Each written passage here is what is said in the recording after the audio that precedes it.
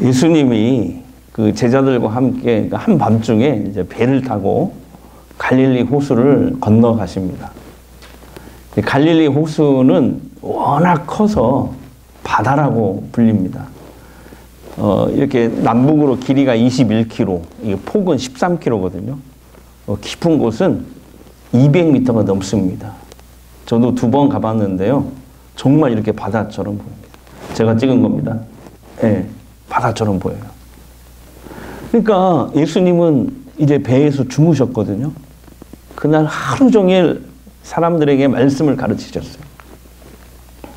저녁이 돼서 이제 휴식을 취해야 되는데 그게 아니고 계속해서 이 하나님 나라의 복음, 천국 복음을 증거하시기 위해서 다시 배를 타고 건너편, 이방인들이 많이 사는 그런 지역이죠.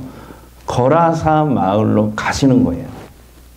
근데 배 타고 가다가 갑자기 바람이 불기 시작합니다. 이내 큰 풍랑이 일어나요. 폭풍이, 광풍이 일어납니다. 갈릴리 이 지도 보시면은 주변에 높은 산들이 있습니다. 저 바로 위쪽에는 헐몬산이라고 또 백두산보다 더 높은 산이 있어요. 그리고 이 갈릴리 바다 쪽에도 산이 있습니다. 예. 근데 그 골짜기에서 생겨난 그 차가운 바람이 이렇게 불어와요. 그게 광풍이 됩니다.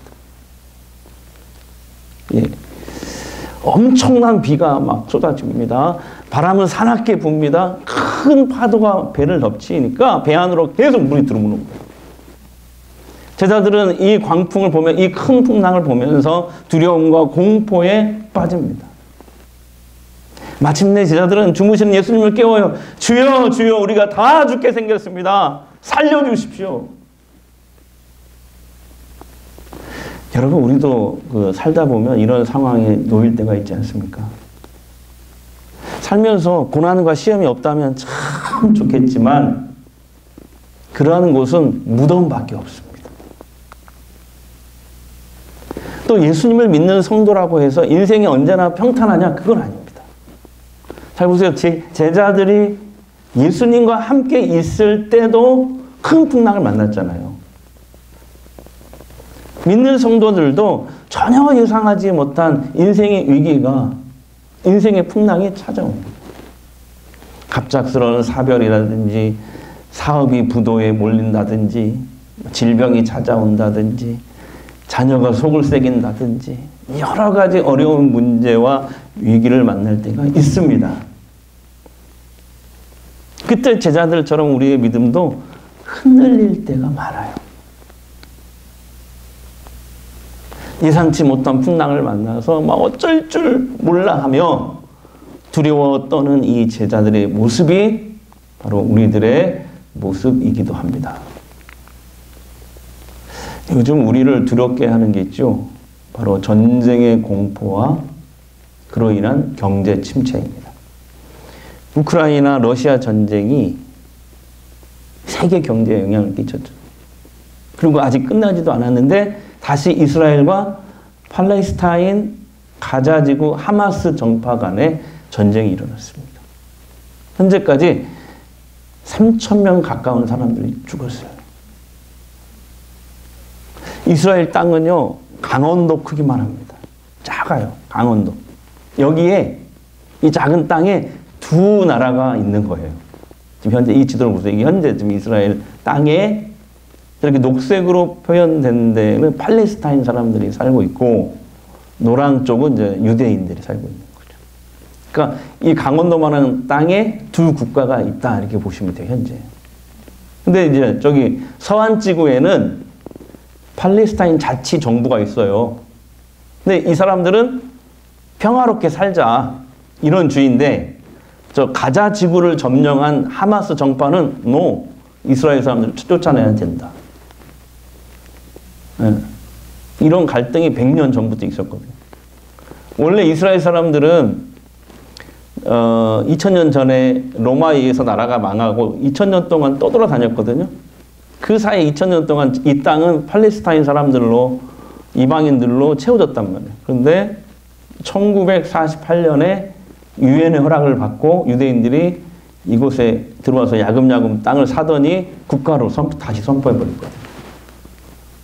그러니까 갈등이 많은 거죠. 그런데 저기 가자 지구에 있는 하마스 정파는 이스라엘 사람들을 몰아내야 된다. 근데 지금 네타후냐 그 이스라엘 총리도 우리 지금 정부처럼 극우 쪽이에요. 극우 쪽. 예. 팔레스타인 원래 옛날부터 우리 땅이다. 쫓아내야 된다. 이 팔레스타인 사람들. 이런 도출. 그러니까 부딪힐 수밖에 없죠. 지금. 예. 그러니까 이스라엘 땅이 현재 사는 서로 다른 두 민족 간의 갈등과 땅의 문제가 100년 전부터 갈등의 골이 깊었던 거죠. 더 거슬러 올라가면 3,500년 전에 그 여호수아가 가나안 땅을 정복했잖아요. 그때부터 어쩌면 이제 갈등이 있었겠죠. 특히 이 가자 지구는요, 세종시 크기만 한데 팔레스타인 주민이 230만 정도가 살고 있어요. 여기에 이제 이 가자 지구를 점령한 이 무장정파 하마스가 유대인 지역이죠. 노랑 지역에 이제 로켓으로 기습 공격을 하고 인질을 막 납치했잖아요, 먼저. 여기에 이제 이스라엘의 보복 공습이 이루어지면서 전쟁이 터진 거죠. 지난주. 이스라엘은 예비군 36만 명을 소집했어요. 그리고 가자 지구에 지상군을 지금 투입하려고 합니다. 오늘 아침 뉴스를 제가 안 보고 왔는데 초읽기라고 하더라고요. 팔레스타인 주민 다 떠나라. 여기는 씨를 말리겠다는 이 작전을 지금 하려고 하거든요. 이스라엘 우방인 이 미국도 지금 슈퍼 항공모함을 이끌고 동지중해로 왔어요, 지금. 근데 하마스 배후에 이란이 있다고 하잖아요. 근데 어제 뉴스에 나오더라고요. 이란이 어제 이스라엘이 가자 지구에 지상군 투입하면 가만두지 않겠다. 그러니까 이번 전쟁이 미국과 이란의 대리전이 될까봐 전 세계가 지금 염려하고 있습니다. 그렇게 되면 5차 중동 전쟁으로 확전될 수 있거든요. 그렇게 되면 뭐가 문제냐면은 우리하고 상관없는 일이 아니라 중동 원유값이 크게 오르게 돼 있어요. 모든 그 원유를 싣고 가는 배가 이란 호르무즈 그 해협을 돈 내고 통과해야 되는데 거기를 딱 막을 거 아니에요? 못 지나가게. 그러면 이제 원유값이 막 폭등하는 거죠. 그러면 지금 휘발유가 1,600원대인데 아마 2,000원, 2,100원가 올라갈 겁니다. 아마. 그럼 살 수 있겠어요? 기름값 오르면 다 오르는 거예요, 또. 우리나라 중동에서 원유를 수입하는 비중이 굉장히 높거든요, 지금. 그러면 한국 경제에 타격이 불가피합니다. 지금 그렇지 않아도 고물가, 고금리, 고환율로 많은 사람들이 힘겨워하고 있는데 더 힘들어지게 생겼다 이 말이죠. 이렇게 미래에 대한 불안과 두려움이 우리를 사로잡고 있습니다. 여러분, 우리 삶을 무너뜨리고 정말 패배하게 하는 치명적인 것이 바로 불안과 염려, 두려움이거든요. 여기 한번 휩싸이잖아요. 그러면 쉽게 못 벗어나요. 아무것도 할 수 없게 돼요. 기뻐하고 감사하고 행복해하는 모든 일이 마음의 평안 속에서부터 출발하거든요. 평안처럼 우리 삶에 중요한 것이 없어요. 우리가 그렇게 좋아하는 돈도요, 우리를 편안하게 할 수는 있어도 평안하게 할 수는 없습니다. 편안과 평안은 전혀 달라요. 돈이 많아지면 불안도 더 많아져요. 그걸 지켜야 되니까.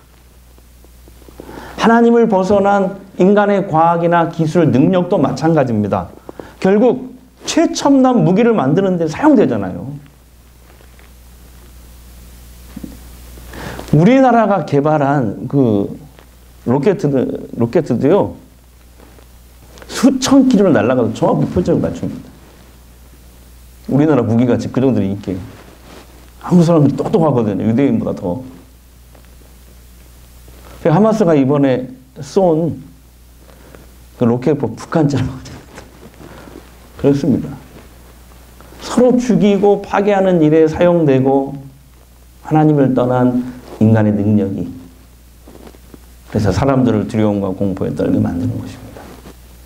그러니까 인간의 모든 능력이 믿음 안에 있을 때 축복이 되는 것이지, 하나님 밖에 있을 때는, 주 밖에 있을 때는 우리를 멸망시키는 그런 도구가 돼요. 능력이 됩니다. 예수님과 제자들이 탄 배가 큰 광풍을 만나가지고 지금 침몰할 위기에 놓였습니다. 근데 예수님은 계속 주무시는 거예요. 아니, 어떻게 예수님이 그 난리 속에 이렇게 평안히 주무실 수가 있지요? 왜 그럴까요? 구약의 말씀과 예언을 보면은 오직 창조주 하나님만이 자연을 통제하고 다스릴 수 있다라고 말씀하시거든요. 하나님만이. 그러니까 예수님은 성육신하신 하나님이시잖아요. 성육신, 하나님이 인간이 되시다. 인간의 몸을 입고 오시다. 성육신. 예수님은 성육신하신 하나님이에요. 온 인류의 구원자요, 주님으로 세상에 오신 분이시잖아요. 그러니까 하나님이신 그분이 풍랑을 그저 가벼운 파도처럼 여기셨기 때문에 그렇습니다. 그러나 큰 풍랑을 보고 두려움과 공포에 사로잡힌 제자들은 예수님을 막 깨웁니다. 예수님이 일어나셔서 파도와 바람을 꾸짖습니다. 그때 바다가 언제 그랬냐는 듯이 잔잔해져. 그리고 제자들에게 이렇게 말씀하십니다. 25절 말씀입니다. 함께 읽겠습니다. 제자들에게 이르시되 너희 믿음이 어디 있느냐 하시니 그들이 두려워하고 놀랍게 여겨 서로 말하되 그가 누구이기에 바람과 물을 명하여 순종하는가 하더라. 너희의 믿음이 어디 있느냐? 무슨 말일까요? 무슨 뜻일까요? 이거예요. 야, 이게 무섭냐? 그래, 풍랑은 무섭고 겁나긴 하지. 그렇지만 내가 있지 않니? 난 도대체 너한테 뭐냐? 네 옆에 나 있잖아. 그래서 제가 오늘 제목을 네 옆에 나 있다 이렇게 한 거예요. 아, 네 옆에 나 있는데 왜 무서워해? 아, 두려워하지 마. 내가 너와 함께 있잖아. 이 말씀이에요. 예수님은 풍랑이 있는 바다를 잔잔케 하시는 기적을 일으키시며 자신이 그리스도요 성육신하신 하나님이심을 보여주셨어요. 그리고 제자들에게 이 믿음을 요구하시는 거죠. 앞으로 예기치 않는 어려움을 만나도 주를 믿는 믿음으로 평안함 갖기를 원하시는 것입니다. 요즘 경제가 어렵지만 호황을 누리는 그런 집이 있대요. 어딘지 아세요? 점집, 무당. 점집. 많은 호황을 누리고 있대요. 사람들은 미래가 걱정되고 두려우니까 그곳을 찾아가서 자신의 미래를 묻는 거예요. 근데 여러분 그거 아시죠? 점은 귀신에게 묻는 거예요. 무당을 지배하고 있는 귀신들. 귀신의 정체는 뭐죠? 죽은 사람이 아니고 신이 아니고 타락한 천사. 하나님이 만드신 피조물이었던 천사가 타락해서 하나님을 대적하고 쫓아냈잖아요. 그게 예수님의 재림 때까지는 활동하거든요. 지금도. 그러니까 그 귀신에게 묻는 거죠. 근데 여러분 그거 아세요? 귀신은 정말 귀신같이 우리의 과거를 압니다. 왜 그래요? 과거는 이미 지나갔잖아요. 정해졌잖아요. 과거는. 근데 귀신이 왜 그걸 모르겠어요? 그거 아니까 귀신이지. 근데 사람들이 이때 깜빡 속는 거예요. 귀신이 우리의 과거를 아니까 우리의 미래도 아는 것처럼 그렇게 속아요. 우리 과거를 아니까 미래도 알겠지. 그러다가 귀신의 종이 돼버려요. 한번 귀신의 종이 되면요, 귀신은 그 사람을 옴싹달싹 못하게 만들어버려요. 자기 말 안 듣잖아요? 해코지 합니다. 실제로. 그래서 무서워서 함부로 이사도 못 가요. 날 받아야 돼요. 굿해야 돼요. 제사 지내야 돼요. 근데 우리 하나님은 얼마나 좋으십니까? 돈 없는 자도 오라. 목마른 자도 오라. 수고하고 무거운 짐진 자들아 다 내게로 오라. 내가 너희를 평안히 쉬게 하리라. 여러분 절대 속지 마세요. 우리 미래를 아시는 분은 누구? 오직 하나님 한 분뿐이세요. 하나님은 이 세상을 창조하신 분이세요. 처음과 나중이세요. 이 역사의 주관자이세요. 우리의 생사화복이 하나님 손에 놓여 있어요. 그러므로 여러분 우리 미래를 아시고 또 바르게 인도하시는 하나님만 우리는 신뢰해야 됩니다. 여러분 예기치 않는 인생의 풍랑을 만나셨습니까? 미래를 인도하시고 그 미래를 살아갈 수 있도록 힘을 주시고 능력을 주시는 하나님만 믿고 그 말씀을 따라가시기를 바랍니다. 하나님의 평안이 여러분에게 임할 거예요. 정말 예수 믿고 하나님이 믿어지면요. 천지를 창조하신 이 전능하신 하나님이 나를 사랑하신다는 것을 믿으면 여러분 두려움이 사라집니다. 인생에 어떤 풍랑이 불어닥쳐도 평안을 누릴 수 있게 돼요. 하나님을 믿는다고 다 부자 되는 것 아니고 다 건강해지는 것 아니지만 여러분 분명한 거 있어요. 예수 믿으면 하늘의 평안이 하나님의 평화가 그 평강이 우리 안에 임해요. 은혜를 주셔요. 근데 평안이 고난을 이겨요. 은혜가 고난을 이기게 해요. 한국 사람들은 믿는 사람이나 믿지 않는 사람이나 제일 걱정하고 두려워하는 게 1위가 경제 문제, 2위가 건강, 예기치 않는 질병, 경제적인 어려움, 자녀들이 속썩이는 문제, 인간관계 어려움, 그 다음에 미래에 대한 걱정과 두려움 가운데 계신 분 혹시 계십니까? 오늘 예수님의 말씀을 기억하십시오. 네 옆에 나 있다. 한번 해볼까요? 옆 사람에게 한번 해주세요. 시작. 예수님처럼 한번 얘기해 주세요. 빨리 얼른. 김은영 권사님 대표로 한번 예쁜 목소리를 한번 예수님처럼 한번.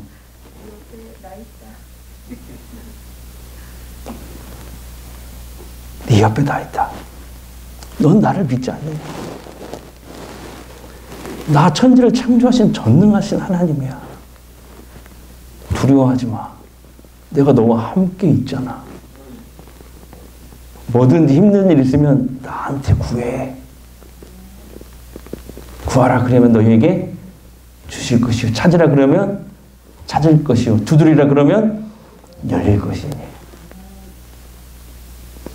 하나님 우리 아버지신데 생선을 아들이 달라고 하는데 뱀을 줄 아버지가 어디 있겠느냐.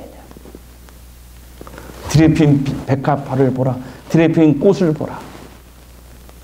그런 것도 하나님이 다 먹이고 입히시는데 하물며 우리를 사랑하시는 하나님께서 우리를 왜 내버려 두시겠느냐 이런 말씀하잖아요. 그 해남 땅끝에 100년 넘은 교회가 있거든요. 원진교회입니다. 지금부터 약 70년 전의 이야기예요. 그 교회 장로님 한 분이 염전을 하셨어요. 저는 이 이야기를 25년 전에 부인 권사님에게 직접 들었어요. 그분이 돌아가셨거든요. 어느 날 염전을 부인 권사님 몰래 장로님이 팝니다. 세상에 부인 몰래. 그래서 그 돈으로 뭐 하냐면 큰 고깃배 하나를 산 거예요. 그리고 선원을 모집합니다. 그리고 이제 첫 출항을 나가려고 해요. 근데 이제 선원들이 장로님께 오더니 뭐라고 하냐면 출항 전에 먼저 용왕신에게 제사를 지내야 된다고. 제사 안 지나면 우리는 무서워서 바다에 못 나간다고. 막 때를 씁니다. 그때 장로님은 여보게들 나 예수 믿는 장로야. 나 그런 거 안 해도 하나님이 우리를 지켜주시니까 아무 염려 말고 두려워 말고 나갈 준비나 하게. 그래도 선원들이 장로님 몰래 있잖아요. 배 한쪽에 상을 차려놓고 거기서 막 절하고 있더래요. 그래서 장로님 막 뛰어가가지고 막 그 상을 엎어가지고 바다에 던져버렸대요. 전부 다. 그날 날씨가 오늘처럼 좋아가지고 동네에 수십 척의 배가 함께 막 출항을 합니다. 근데 갑자기 잔잔했던 그 바다에, 해남 앞바다에 막 폭풍이 일어납니다. 저도 노아도 섬에 목회할 때 그 폭풍을 봤거든요. 집채만 해요, 파도가. 폭풍. 우리가 살고 있던 사택이 반들이 부서졌잖아요. 그날 처음 죽음의 공포를 느꼈어요. 사모님하고 저 둘이 붙잡고 막 기도. 살려달라고. 무섭더라고, 폭풍. 저 처음으로 한번. 막 선원들은 사투를 벌입니다. 근데 옆에 장로님 이렇게 보니까 배들이 막 바닷속으로 막 침몰하는 거, 전부 다. 이제 장로님 배 한 척만 남은 거예요. 이 배도 이제 위기에 처해 있습니다. 곧 침몰해. 선원들은 다 들어 누워가지고 삶을 포기하고 죽음을 기다립니다. 그러나 장로님은 그때 배의 중심부에 올라갑니다. 기둥을 한 손으로 잡아요. 그리고 선원들에게 외쳤대요. 여보게, 자네들은 죽을 준비가 됐니? 나는 예수 믿기 때문에 오늘 죽어도 천국에 간다네. 지금이라도 예수 믿으면 구원을 받는다네. 천국에 간다네. 예수를 지금 구주로 영접하게. 그리고 장로님은 하늘을 향해 손을 들고 찬송을 부르기 시작합니다. 푸른 바다 낯선이 몸 어디든지 가오리다. 괴로우나 즐거우나 주만 따라가오리니 어느 누가 막으리까. 죽음인들 막으리까. 어느 누가 막으리까. 죽음인들 막으리까.